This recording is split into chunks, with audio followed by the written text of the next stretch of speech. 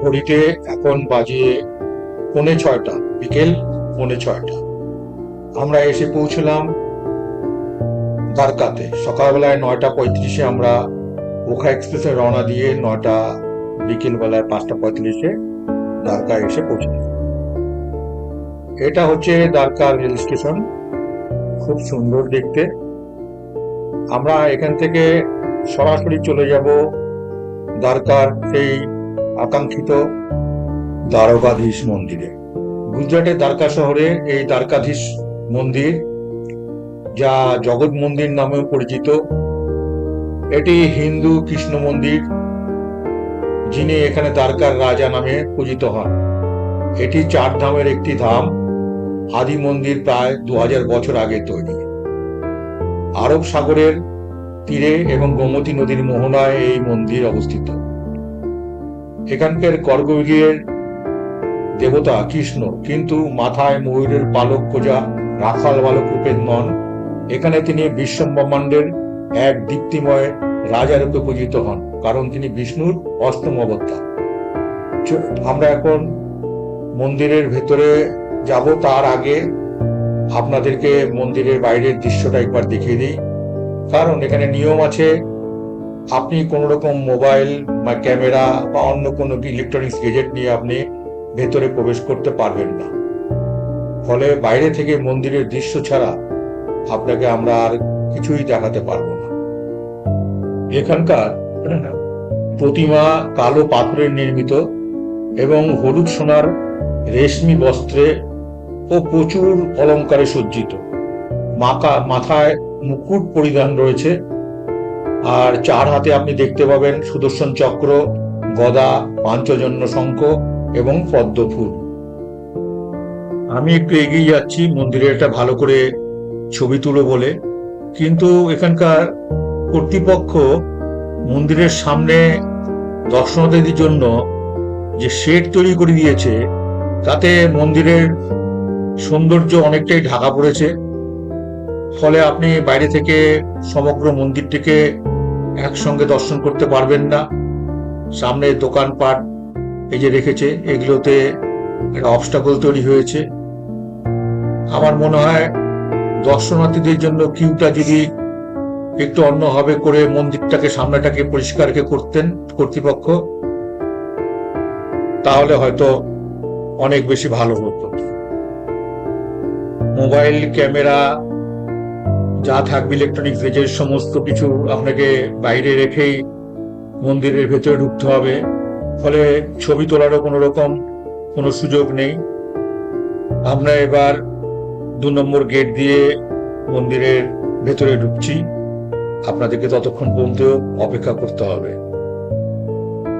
অন্যত্র থেকে সংগ্রহ করা এটা হচ্ছে মন্দিরের ভেতরের ছবি,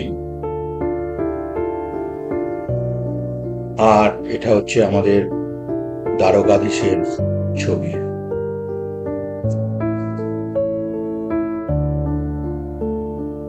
এখান থেকে আমরা বেরিয়ে যাব হচ্ছে শ্রীকৃষ্ণের প্রধান পত্নী রুক্মিণী দেবী মন্দিরে।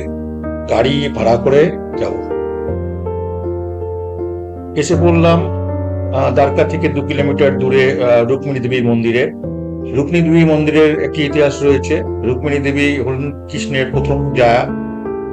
তিনি এবং তার স্বামী কৃষ্ণ দুজনে মিলে দুর্বাসা মুনিকে আমন্ত্রণ জানিয়েছিলেন তাদের বাড়িতে আহার গ্রহণ করার জন্য। দুর্বাসা একই শর্তে রাজি হন, যদি কৃষ্ণ এবং তার স্ত্রী যে রথে দুর্বাসা বসবেন সেই রথ টেনে নিয়ে আসেন, তাহলেই তিনি সেখানে তাদের বাড়িতে যাবেন। এতে কৃষ্ণ রাজি হয় এবং সেই মতো তারা রথ টানতে থাকে। পথিমধ্যে রুক্মিণী দেবী তৃষ্ণার্ত হয়ে পড়লে কৃষ্ণ তার পায়ের আঘাতে গঙ্গা জলকে নিয়ে আসেন এবং সেই জল পান করে রুক্মিণী দেবী তৃষ্ণা নিবারণ করেন। দুর্বাসা মুনি এতে খুব রেগে যান। তাকে জল না খেয়ে রুক্মিণী দেবী জল পান করেছেন, সেই জন্য তাকে অভিশাপ দেন। সেই অভিশাপে তাকে 12 বছর কৃষ্ণর থেকে দূরে থাকতে হয়েছে। এই অঞ্চলে কোনো জল পাওয়া যায় না, তাই মন্দির কর্তৃপক্ষ সকলকে জল দান করতে বলেন। যদিও দুর্বাসা মুনি পরে তাদের মিলন ঘটান। এই মন্দিরটি অত্যন্ত সুন্দর এবং এর যে মন্দিরের বাইরের যে কারুকাজ, সেটাও অত্যন্ত সুন্দর। গুজরাটে এলে অবশ্যই এই মন্দির দর্শন করবেন। আমাদের পরবর্তী গন্তব্য গুজরাটের খ্যাতনামা নাগেশ্বর জ্যোতির্লিঙ্গ। যে বললাম, গুজরাটের জামনগরে অবস্থিত বেট দ্বারকা এবং দ্বারকার এই দুই মন্দিরের মাঝে অবস্থিত নাগেশ্বর জ্যোতির্লিঙ্গ। আমরা এগিয়ে চললাম নাগেশ্বর জ্যোতির্লিঙ্গ মন্দিরের দিকে। এখানে একটি শিব ঠাকুরের মূর্তি রয়েছে। এটা অত্যন্ত উঁচু এই মূর্তিটি এবং অত্যন্ত নিখুঁত ভাবে তৈরি, যা অত্যন্ত বাইরে থেকে সুন্দর লাগছে এবং এটা এই মন্দিরের এটা বড় আকর্ষণ বলে আমার মনে হয়। ঢুকে বললাম মন্দির চত্বরে। ধীরে ধীরে শিব ঠাকুরের পাশ দিয়ে ভেতরে মন্দিরটি অত্যন্ত সুন্দর দেখতে।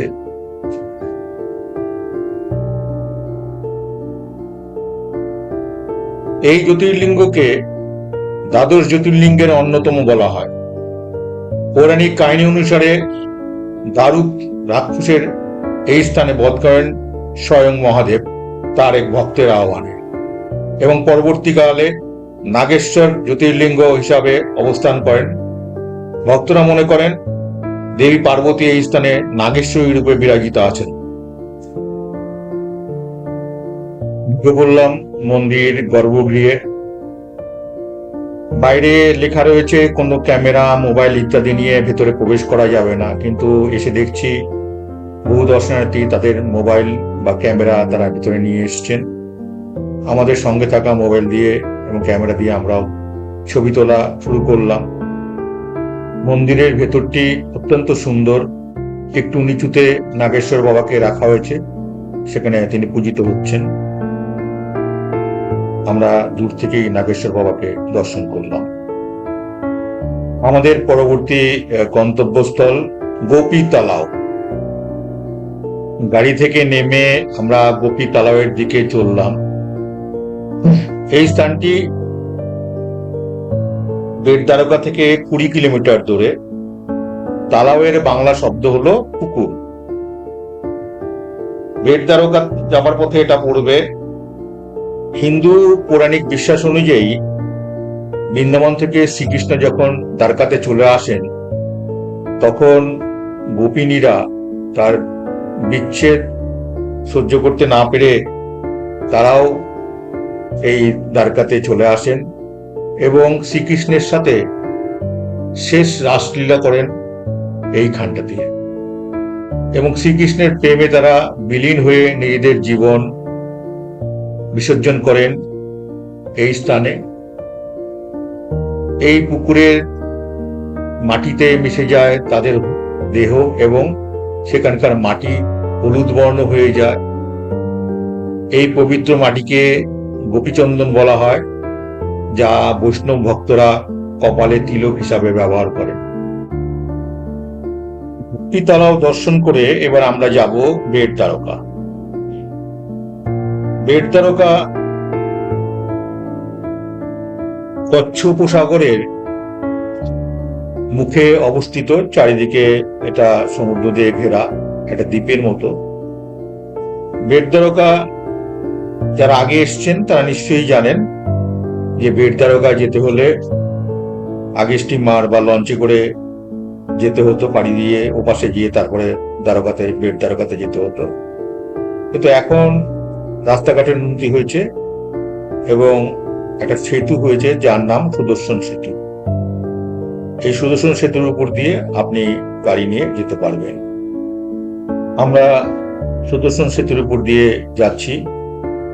এখান থেকে বাইরের দৃশ্য অত্যন্ত সুন্দর। এসে পড়লাম, এটি হিন্দুদের কাছে একটি পবিত্র স্থান যা কচ্ছ উপসাগরের মুখে অবস্থিত।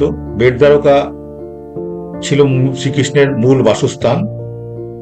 শ্রীকৃষ্ণের বাল্যসখা সুদামা অত্যন্ত গরিব ছিলেন। বন্ধু কৃষ্ণ রাজা হয়েছে জেনে তিনি তার সাথে দেখা করতে আসেন এই স্থানে। বন্ধুকে দেওয়ার মতো কিছু না থাকায় তিনি শুধুমাত্র এক মুষ্টি চাল সংগ্রহ করে ভেট হিসাবে শ্রীকৃষ্ণকে দেন। হিন্দিতে বা সংস্কৃতে ভেট কথার অর্থ হচ্ছে উপহার। শ্রীকৃষ্ণ বন্ধুকে ভেট হিসাবে অনেক ঐশ্বর্য প্রদান করেন, সেই থেকে এই জায়গার নাম হয়ে ভেট দ্বারকা। এখানেও ওই একই অবস্থা, আপনাকে মোবাইল ক্যামেরা কিচ্ছু নেওয়া যাবে না। আর তাছাড়া এখানে একটু ভিড় বেশি মনে হলো, দিন শেষ হয়ে এসছে, বিকেল পরন্ত বিকেলে আমরা এখানে এসে পৌঁছেছি। আমরা এগিয়ে চললাম মূল মন্দিরের দিকে।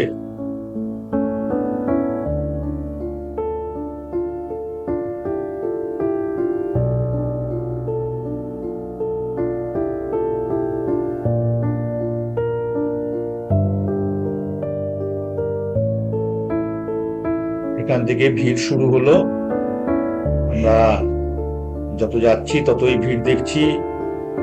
এরপরে এমন একটা জায়গায় এসে পৌঁছলাম যেখানে আমরা ঠেলাঠেলি করে আর যেতে পারছি না। এখানে আমাদেরকে মোবাইল ক্যামেরা সব জমা করে দিতে হবে, তাই মন্দিরের যে মূল গেট সেটাই শুধু আপনাদেরকে দেখাতে পারলাম। আর এই ভিড় এ ঠেলে যে কখন পৌঁছে দ্বারকাধীশকে দর্শন করতে পারবো জানি না। তাদের সাথে দেখা হচ্ছে মন্দির দর্শনের পরে। ভেট দ্বারকা মন্দিরের ভেতরের অভিজ্ঞতা আমাদের অত্যন্ত খারাপ। ভেট দ্বারকা মন্দিরটি অত্যন্ত সাদামাটা এবং একটি কাঠের বাড়ির মতো পুরনো দিনের। ভেতরে ছোট দরজার মধ্যে দিয়ে সকলকে ঢুকতে হচ্ছে, দরজার তুলনায় লোকের সংখ্যা বেশি, ফলে ভেতরে গুতগুতি। আর তাছাড়াও ভেতরে তো আরো মারাত্মক মারাত্মক আপনার ভিড়। ওখানে যারা সিকিউরিটি গার্ড আছে তারা একদমই অ্যালাউ করছে না, 1 মিনিট সেকেন্ডের মধ্যে সরিয়ে দিচ্ছে। আচ্ছা, এটা হচ্ছে সোনে কে দ্বারকা পাবন ধাম, এটা নতুন মন্দির। সোনা অনেকটা ব্যবহার করা আছে এতে, তাই এর নাম সোনে কে দ্বারকা পাবন ধাম। তো যাই হোক, আমাদের ভেট দ্বারকা দর্শন শেষ হলো। আমরা এবার ফিরে যাব আবার সেই দ্বারকাতে। দ্বারকা থেকে আমরা ওভারনাইট জার্নি করে এসে পৌঁছলাম ভেরাভেল স্টেশন। আমাদের এখান থেকেই সোমনাথ দর্শন করতে যেতে হবে। এটা ভেরাভেল স্টেশনের বাইরের দৃশ্য। এখান থেকে অটো নিয়ে আমাদেরকে সোমনাথ যেতে হবে। ভেরাভেলে এবার এসে উঠেছি একটু খুব সুন্দর সাজানো গোছানো রেলওয়ে অফিসার্স গেস্ট হাউস। দর্শক সাধারণের কাছে আমার বিনীত অনুরোধ, আমার এই ভিডিওগুলো যদি আপনাদের ভালো লেগে থাকে তাহলে অবশ্যই আপনারা আমার এই চ্যানেলটিকে সাবস্ক্রাইব করবেন আর বেল আইকন বাজিয়ে আমার ভিডিও যখনই আপলোড করব তখনই তার নোটিফিকেশন পাবেন। আপনারা উৎসাহ দিলে আমি আরো ভিডিও করার উৎসাহ পাবো। আমার ভিডিওতে কোনো খামতি থাকলে আপনারা অবশ্যই আমাকে সেটা কমেন্ট বক্সে লিখবেন, আমি যাতে করে পরবর্তীকালে এটাকে রেকটিফাই করে নিতে পারি। এসে পৌঁছলাম সোমনাথ।